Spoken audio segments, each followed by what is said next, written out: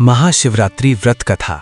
वैदिक पंचांग के अनुसार फाल्गुन मास के कृष्ण पक्ष की चतुर्दशी तिथि को महाशिवरात्रि का व्रत रखा जाता है। इस दिन भगवान शिव और माता पार्वती की विधिवत पूजा करने के साथ व्रत रखने का विधान है। इस दिन शिवजी को जल से अभिषेक करने मात्र से शुभ फलों की प्राप्ति होती है और घर में सुख समृद्धि बनी रहती है। अगर आप भी महाशिवरात्रि का व्रत रख रहे हैं तो इस व्रत कथा का पाठ अवश्य करना चाहिए। इससे शुभ फलों की प्राप्ति हो सकती है। आइए जानते हैं महाशिवरात्रि की संपूर्ण व्रत कथा। अब यहां से महाशिवरात्रि व्रत कथा आरंभ होता है। शिव पुराण के अनुसार एक गांव में एक शिकारी रहता था।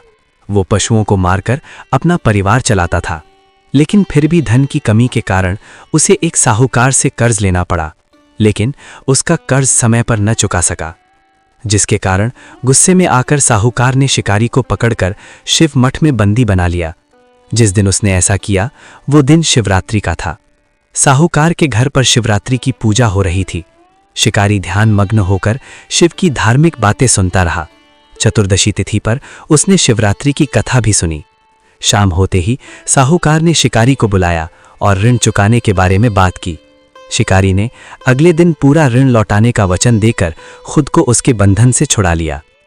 रोज की तरह शिकारी जंगल में शिकार के लिए निकला, लेकिन साहूकार का बंदी बने रहने के कारण वो कुछ खा पी नहीं पाया था। ऐसे में वो बहुत व्याकुल था। शिकार करने के लिए वो एक तालाब के किनारे खड़े बेलपत्र के पेड़ पर अपने लिए पड़ाव बनाने लगा। उस पेड़ के नीचे शिवलिंग था जो बेलपत्रों से ढका हुआ था। शिकारी को उस शिवलिंग के बारे में पता नहीं था।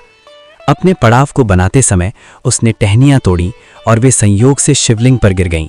इस प्रकार पूरे दिन भूखे प्यासे शिकारी का व्रत भी हो गया और संयोग से उसने शिवलिंग पर बेलपत्र भी चढ़ा दिए। रात का एक पहर बीतने के बाद एक गर्भिणी मृगी तालाब पर पानी पीने के लिए पहुंची। शिकारी ने धनुष पर तीर चढ़ाकर जैसे ही प्रत्यंचा खींची, मृगी बोली, हे पारधी, मैं गर्भ से हूं, शीघ्र ही मुझे प्रसव होगा। तुम एक साथ दो जीवों की हत्या करोगे, जो ठीक नहीं है। मैं अपने बच्चे को जन्म देकर जल्द ही तुम्हारे सामने प्रस्तुत हो जाऊंगी, तब तुम मेरे प्राण हर लेना। ऐसा सुनते ही शिकारी ने प्रत्यंचा ढीली कर दी और मृगी झाड़ियों में लुप्त हो गई। प्रत्यंचा चढ़ाने तथा ढीली करने के वक्त संयोग से कुछ और बिल्वपत्र अनायास ही टूटकर शिवलिंग पर गिर गए। इस प्रकार उससे अनजाने में ही प्रथम प्रहर का पूजन भी संपन्न हो गया। कुछ ही देर बाद एक दूसरी मृगी वहां से निकली। शिकारी की खुशी का ठिकाना न रहा। शिकार को देखते ही उसने धनुष पर बाण फिर से चढ़ाया। तब मृगी बोली, हे पारधी, मैं थोड़ी देर पहले ही ऋतु से निवृत्त हुई हूं, कामातुर विरहणी हूं, अपने प्रिय की खोज में भटक रही हूं। मैं अपने पति से मिलकर शीघ्र ही तुम्हारे पास आ जाऊंगी। शिकारी ने उस मृगी को भी जाने दिया। 2 बार शिकार को खोकर वो चिंता में पड़ गया। रात्रि का आखिरी पहर भी बीत रहा था। इस बार भी उसके धनुष से लगकर कुछ बेलपत्र फिर से शिवलिंग पर जा गिरे तथा दूसरे प्रहर की पूजा भी संपन्न हो गई। तभी एक और हिरणी उधर से निकली। शिकारी ने फिर से धनुष पर तीर चढ़ाया। हिरणी बोली, हे शिकारी, मैं इन बच्चों को इनके पिता के हवाले करके लौट आऊंगी, इस समय मुझे मत मारो। शिकारी हंसा और उसने कहा कि सामने आए शिकार को छोड़ दूं, मैं ऐसा मूर्ख नहीं। इससे पहले मैं 2 बार अपना शिकार खो चुका हूं, मेरे बच्चे भूखे प्यासे होंगे। हिरणी बोली, जैसे तुम्हें अपने बच्चों की ममता सता रही है, वैसे ही मुझे भी। हे हिकारी, मेरा भरोसा करो, मैं इन्हें इनके पिता के पास छोड़कर वापस लौटने का वचन देती हूं। हिरणी का दीन स्वर सुनकर शिकारी को उस पर दया आ गई। उसने उस मृगी को भी जाने दिया। शिकार के अभाव में भूख प्यास से व्याकुल शिकारी अनजाने में ही बेल वृक्ष पर बैठे बेलपत्र तोड़ तोड़कर नीचे फेंकता जा रहा था। पौ फटने को हुई तो उसने एक हृष्ट पुष्ट मृग उसी रास्ते पर देखा। शिकारी ने सोच लिया कि इसका शिकार वो अवश्य करेगा। शिकारी की तनी प्रत्यंचा देखकर मृग बोला, हे शिकारी, यदि तुमने मुझसे पूर्व आने वाली 3 मृगियों तथा उसके बच्चों को मार डाला है तो मुझे भी मारने में देरी न करो, ताकि मुझे उनके वियोग में एक क्षण भी दुख न सहना पड़े, क्योंकि मैं उन हिरणियों का पति हूं।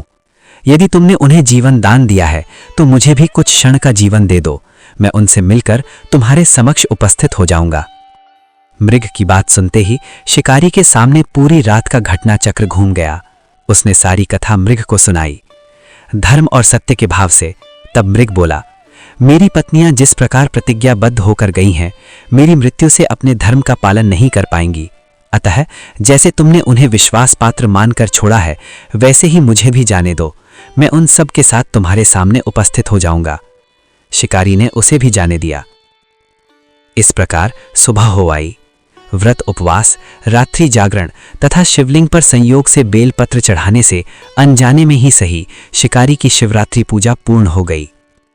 अनजाने में हुई पूजन का परिणाम उसे तत्काल मिला। शिकारी का हिंसक हृदय निर्मल हो गया और उसमें भगवत भक्ति का वास हो गया। थोड़ी ही देर बाद मृग अपने परिवार के साथ शिकारी के पास उपस्थित हो गया ताकि वो उनका शिकार कर सके।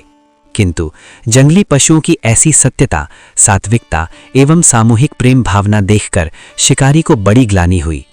निर्णायक और दयालु स्वर में उसने मृग परिवार को जाने दिया। अनजाने में शिवरात्रि के व्रत का पालन करने पर भी शिकारी को मोक्ष की प्राप्ति हुई।